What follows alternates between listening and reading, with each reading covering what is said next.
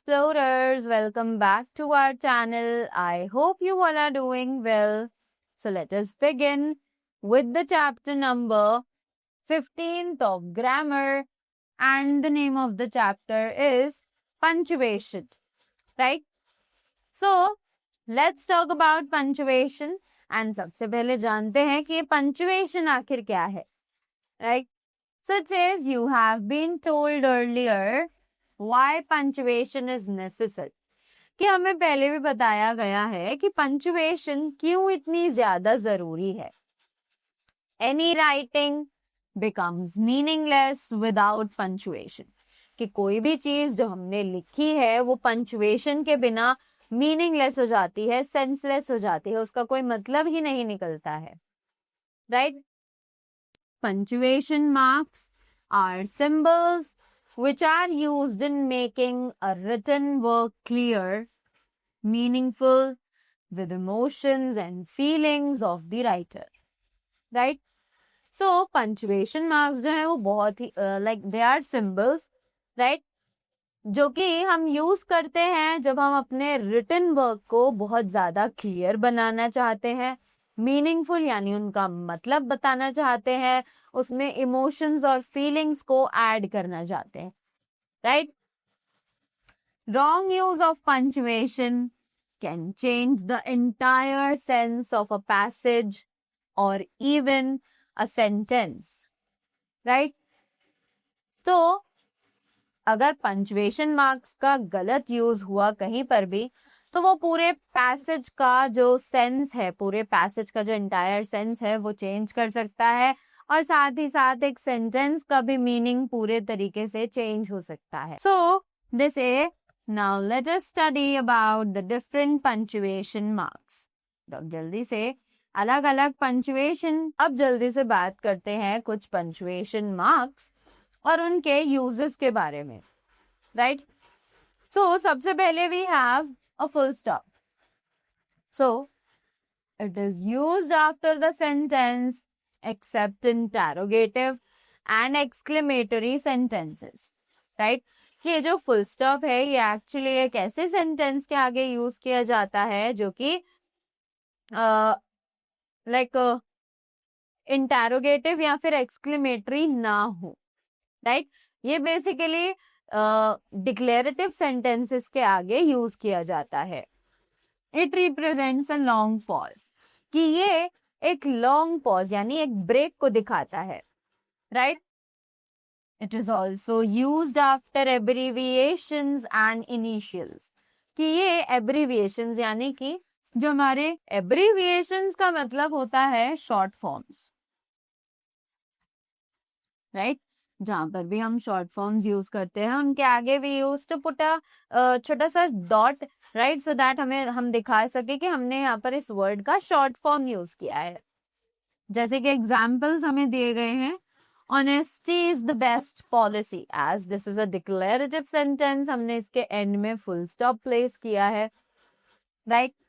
Next is BA, MBBS, doctor SK Sharma, ये सभी abbreviations हैं, तो हमने इनके आगे डॉट का यूज किया है, correct? Next we have comma. So this punctuation mark represents a short pause, कि ये जो पंक्चुएशन मार्क है ये हमें एक छोटा सा पॉज दिखाता है. It is used before and after apposition, कि ये यूज किया जाता है before and after apposition, apposition के पहले या फिर बाद में. जैसे कि एग्जाम्पल्स हमें दिए गए हैं. Alexander the conqueror began to weak, right? तो हमने देखा यहाँ पर अपोजिशन के पहले भी और बाद में भी दोनों ही जगह हमने कॉमा लगाया है. Then to separate words of the same part of speech, कि अगर कोई word same part of speech का है तो वहां पर भी हमें कॉमा का यूज करना है. जैसे कि एग्जाम्पल है health, wealth and peace go together, correct? Then when a number of nouns, adjectives verbs or adverbs are used together without a conjunction. जब एक नंबर nouns का, adjectives का, verbs या फिर adverbs का यूज किया जाता है बिना conjunction के, right? So examples हैं Harry, Freddie, John and Dick came here. Next, before and after words or phrases, right? Words और phrases के पहले भी और शायद उनके बाद भी. So examples हैं Therefore, I left home. In fact, it is untrue. However, we need to go. Then, next, after yes and no. Yes और no के बाद भी. जैसे कि examples हैं Yes, she is alive. Right? Next, inverted commas. अब ये inverted commas क्यों use होते हैं? These are used to mark the exact words of a speaker. ये यूज किए जाते हैं एग्जैक्ट वर्ड्स मार्क करने के लिए जो कि एक स्पीकर ने बोले हैं, राइट? तो जैसे कि एग्जांपल्स हैं she said I am guilty, तो जो भी एक पर्सन बोल रहा है वो एग्जैक्ट वर्ड्स हम लोग इन्वर्टेड कॉमास में डालते हैं. Then he said I will not go there, correct? Then next is apostrophe. So अब ये apostrophe क्या है? So it says this punctuation mark is used. कि ये punctuation mark use किया जाता है to show omission of a letter. जब हम एक letter को to show omission of a letter, right? Omission यानी कि जब भी हम एक letter को बीच में एक word में से omit कर दे, right? जैसे कि मैंने लिखा कैन नॉट, पर कैन नॉट को हम कांट भी लिखते हैं, राइट? तो मैंने यहाँ पर एन और ओ को ओमिट कर दिया, मैंने हटा दिया, राइट? इसीलिए इनकी जगह पर मैंने यहाँ पर अपोस्ट्रोफे का यूज किया, राइट? सो एग्जाम्पल्स हमें दिए गए हैं haven't you heard what I said. Then to show possessive case, अगर हमें पोजेसिव केस दिखाना हो, राइट? जैसे कि एग्जाम्पल है दिस इज मारियाज बुक, तो हमने पोजेशन दिखाया बुक और मारिया के बीच में, तो मारिया के नाम के आगे we put an apostrophe S.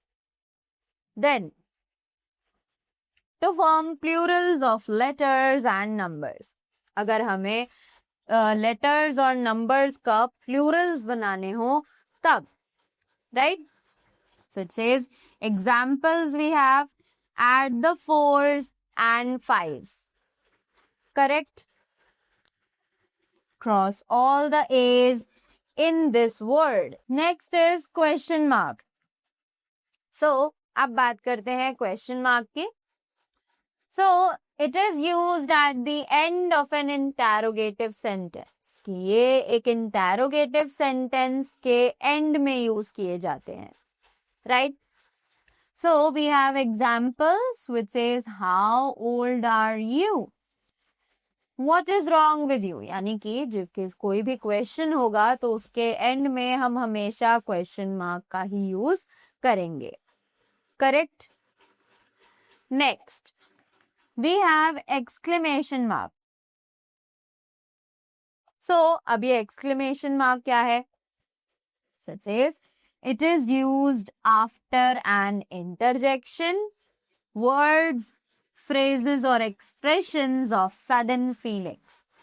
कि ये यूज किए जाते हैं interjection के बाद, words, phrases या फिर expressions के बाद जो कि हमारी sudden feelings को express करते हैं, हमारे emotions को express करते हैं, right?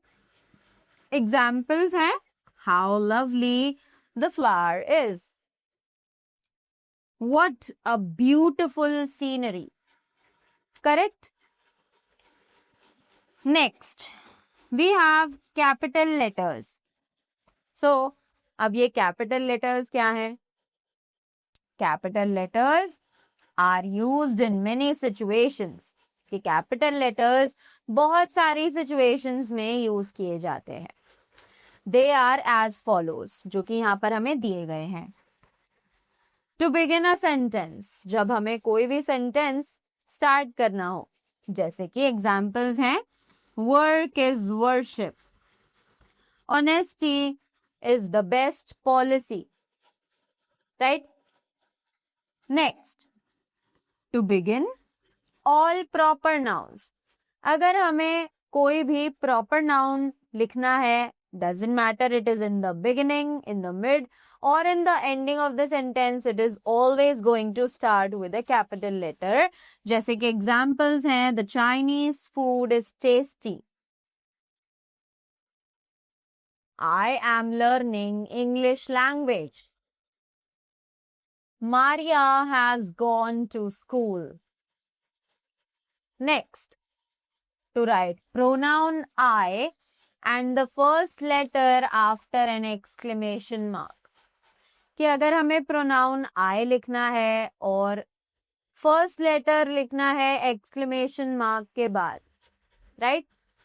So the examples are I said that I would go there, right? Oh God, what a mistake. Correct? Next, to begin the names of days, months, festivals, religions, etc. Right? So, let's see examples. It says today is Saturday. 25th December is celebrated as Christmas. He is a Sikh by religion. Right? So, हमने देखा जितने भी days, months, festivals और religions हैं वो सभी capital letter से ही शुरू करके लिखे गए हैं. Right? So that was all about the chapter. I hope you all enjoyed it and you all got the things well. So thank you so much and do have a great day ahead.